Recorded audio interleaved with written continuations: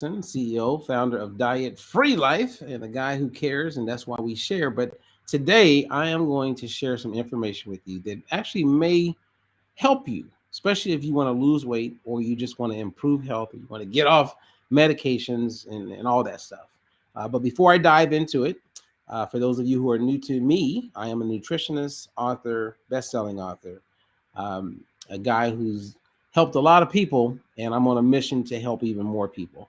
And so we are gearing up for the launch of quite a few things um, that can help people, but that's not what this share is about. This share is about me sharing with you how to optimize your metabolic engine.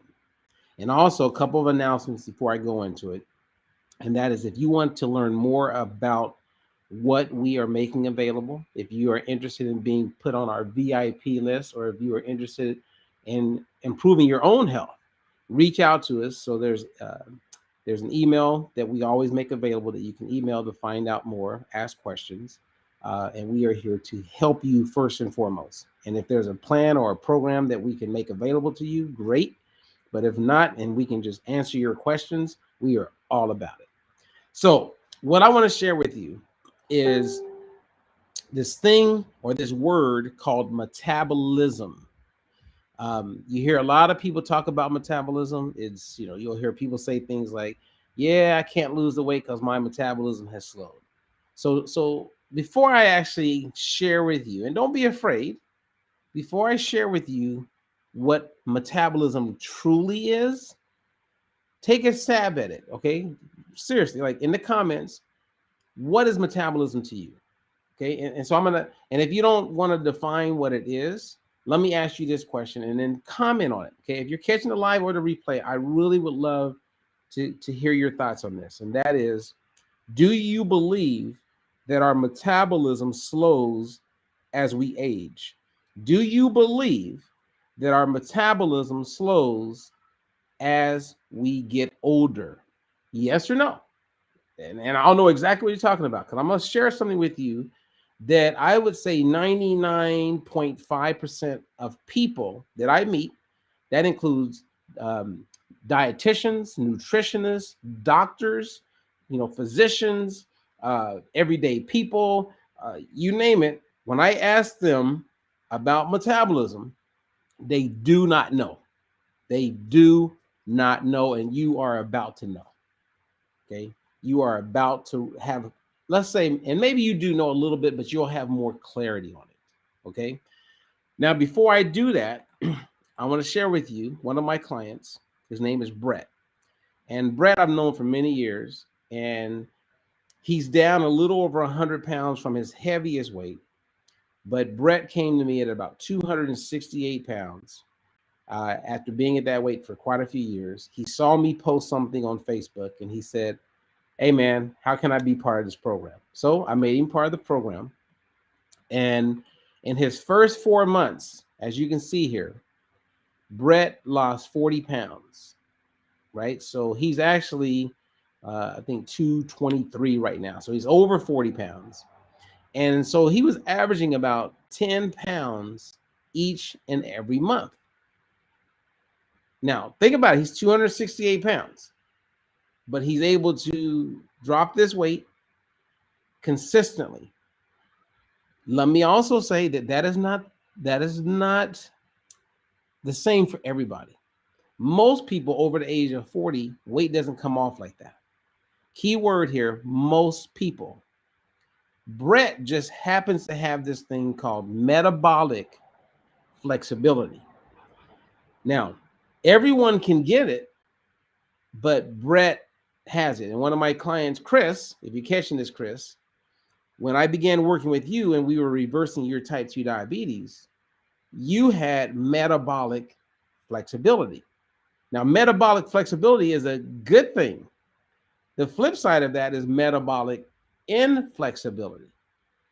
Brett, as you can see, consistently, and this is a guy who's going to In-N-Out Burger once a week. He's eating fried shrimp once a week. So he's eating foods that he likes. He's not avoiding carbs, and the weight is just coming off, and his lifestyle, as he's learned to eat, is helping him reduce the weight. And Brett's motivation when he came to me originally was, hey, Robert, I think I'm concerned about diabetes. I don't want to get diabetes. And I was like, hey, let's do this. And so when we did our initial work with Brett, we saw that he was definitely on his way to becoming a diabetic. But that is no longer the case. Again, he has really good metabolic flexibility. So I'm going to share with you how Brett was able to do this. And I've also had clients, when I first worked with them, they are metabolic inflexible, but a year later, they're metabolic flexible. So no matter where you are, we can get you there, and it all works itself out. Okay. So if you got a pen, if you got a paper, if you got your phone, you can take some notes.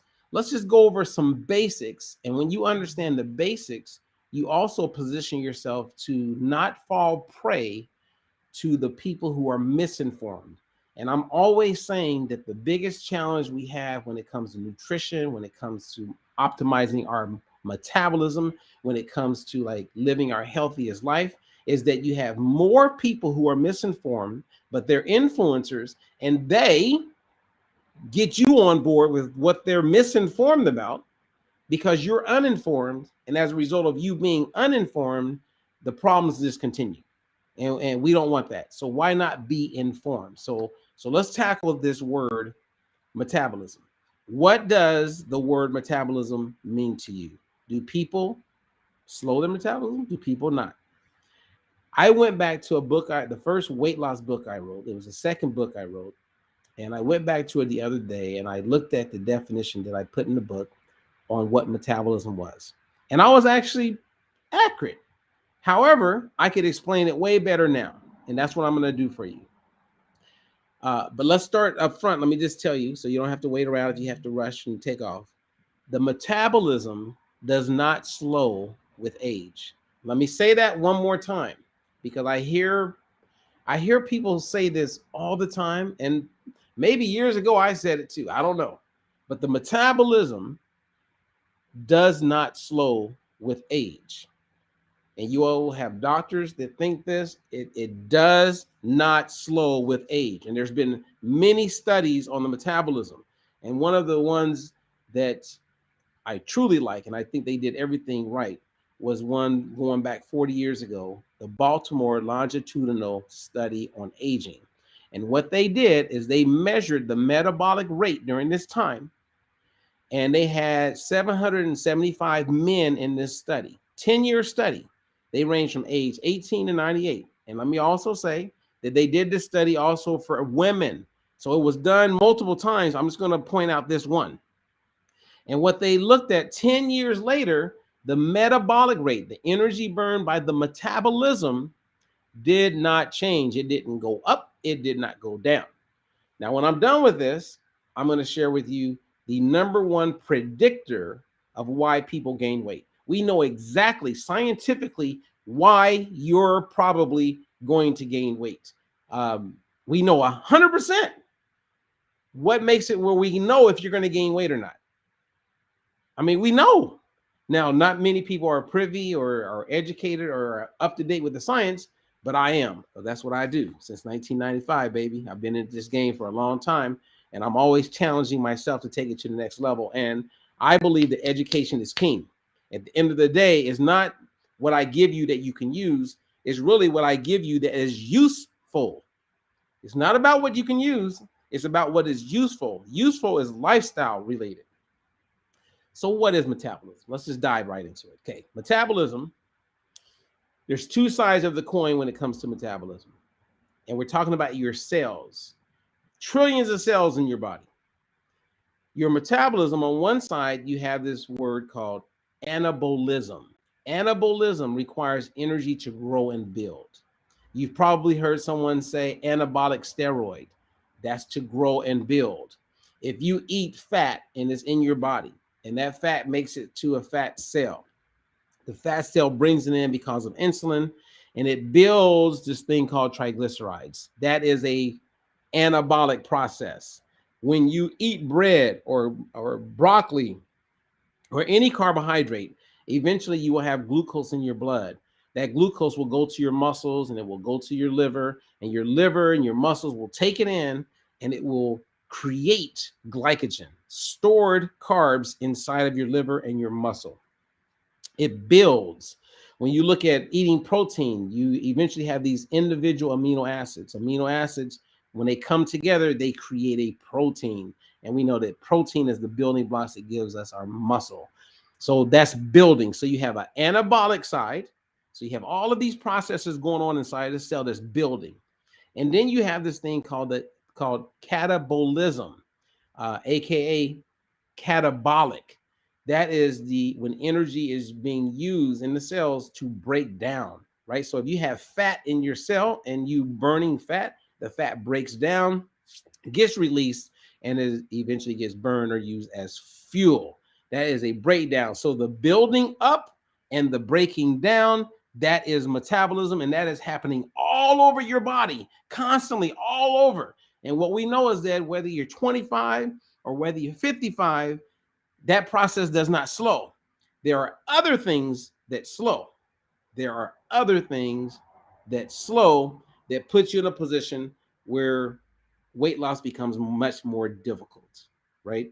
And a lot of that is because we eat or live a lifestyle in a way that slows down and makes it more difficult for the cells to build and to break down. They can't move as fast as they once could move. That's metabolism. So we know that doesn't slow. So then what are we looking at? Well, we want to look at what we call your respiratory exchange ratio.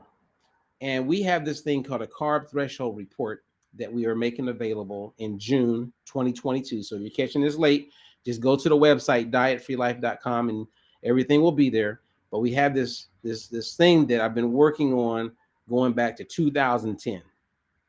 And it's now sophisticated enough to where we're going to make it available, and this is going to change lives, because a person will quickly know whether they are a carb burner, meaning their body primarily wants to burn carbs for fuel, or they're a fat burner, meaning their body primarily wants to burn fat.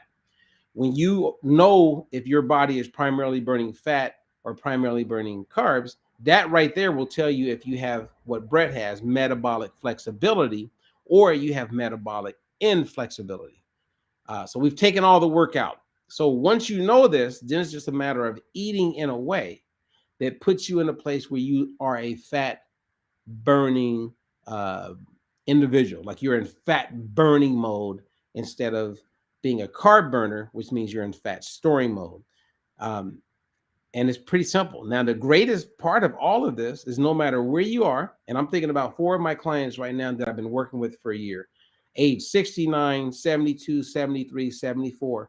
They all were insulin resistant when I started working with them at different levels. And today they are insulin sensitive, meaning they basically did a makeover of their metabolism. Everything is functioning like much better. Insulin metabolism is working well. Everything is working well. That is a win-win. Now, before I kind of give you and close, I want to share something with you that I believe can help you, and not only help you, but help some people. Because when you hear people talk about weight loss, you'll hear me say things like people do it wrong. And what I mean by that is that when you step on the scale,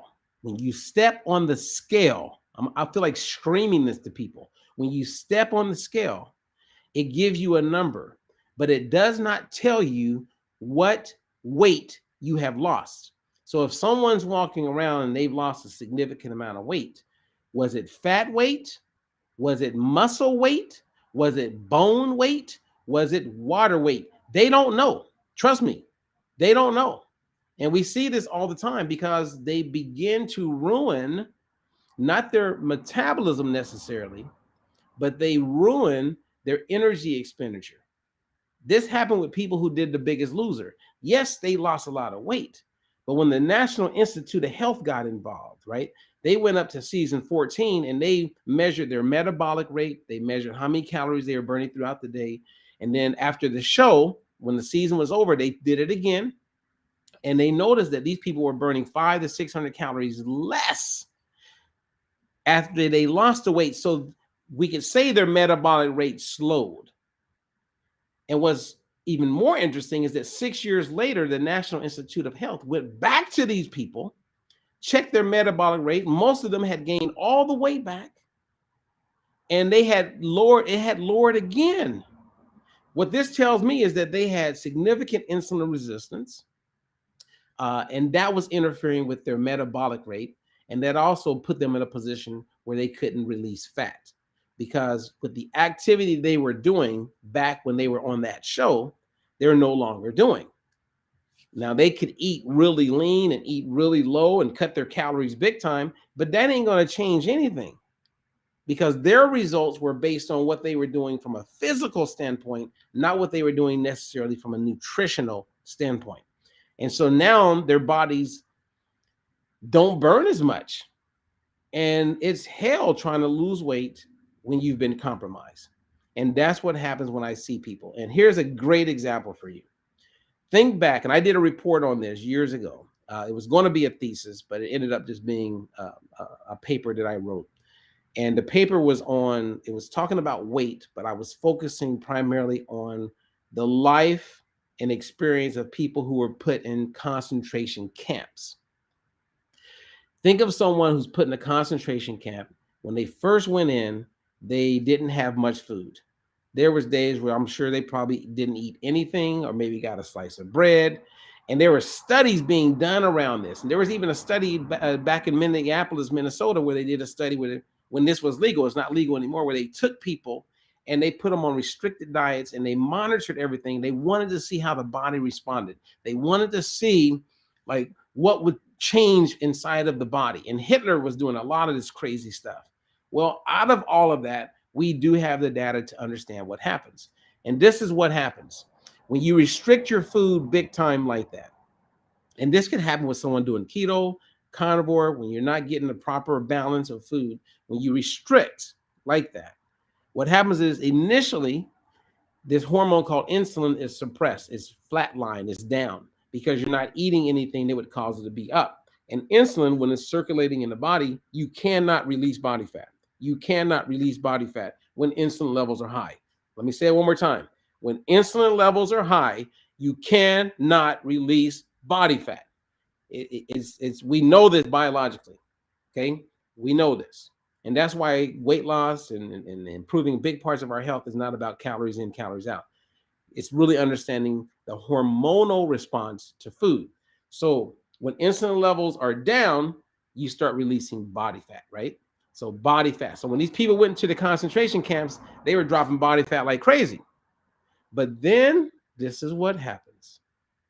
Your body realizes we're losing too much body fat.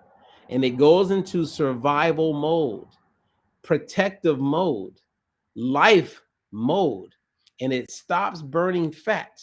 So this has nothing to do with the food now. The body goes into starvation mode and it just says, hey, preserve the fat, preserve the fat. Well, it still needs the fuel. And here's the part that I want you guys to get. If it preserves the fat, where is it going to pull the energy from? Well, if it's not water, it's going to pull it from your bones and it's going to pull it from your muscles. You become catabolic. As I mentioned about metabolism, you start breaking down, saving the fat, breaking down. And if you've ever seen someone or you have any idea of what it means to be anorexic, when someone is anorexic and they are afraid to eat and they are like wanting to lose weight and they're staying away from food and they're just like purging and doing all kind of crazy stuff, right? That we wouldn't advocate for anyone. When these people die because of anorexia or bulimia, when they die, it's primarily because their heart stopped, because the heart is a muscle. The body has turned on itself. It is catabolic. It is eating up its own flesh. Eating up your own flesh. And then eventually it eats on the heart and you die. So there's a lot of people doing weight loss programs where, yes, the scale changes, but what weight are we talking about? Seriously. It would be an injustice for me not to tell the truth. I know the truth. So what weight are we talking about? Because I see a lot of people on different programs, and you've seen it too, where they'll go and they'll lose this weight, and then you'll see them a year, 2 years later, they've gained it all back. And that's because they did it wrong. They did it wrong. And the weight loss that they were focusing on was the scale. So it's kind of like having a rule book, and it's false. It's full. It's like that's not even a good rule to look at. Like if I step on the scale, okay, yes, I want the weight to go down. Yes, okay, we want the weight because psychologically it makes us feel pretty good. But the reality is this: weight loss is not equal. The goal is you want to release body fat. And if insulin levels are high in your body, then that means you ain't releasing no body fat. You may bring your calories way down, and you may be losing weight on the scale. And yes, you do get smaller. But look at some of these people. Like I had this lady who used to do work with me. She joined this program, and I was just so sad. I had to unfriend her on Facebook because I just couldn't look at the lies that she was constantly putting out there. She's just lying. This woman's lying. Now, when you look at her, she has a before picture. She lost weight, but she don't look healthy to me. Looks like she was either going through chemo or something like that, because people who do chemo, they lose weight too. It ain't the weight that we want to lose. It ain't fat weight. The majority of the time is they're losing a lot of muscle and a lot of water.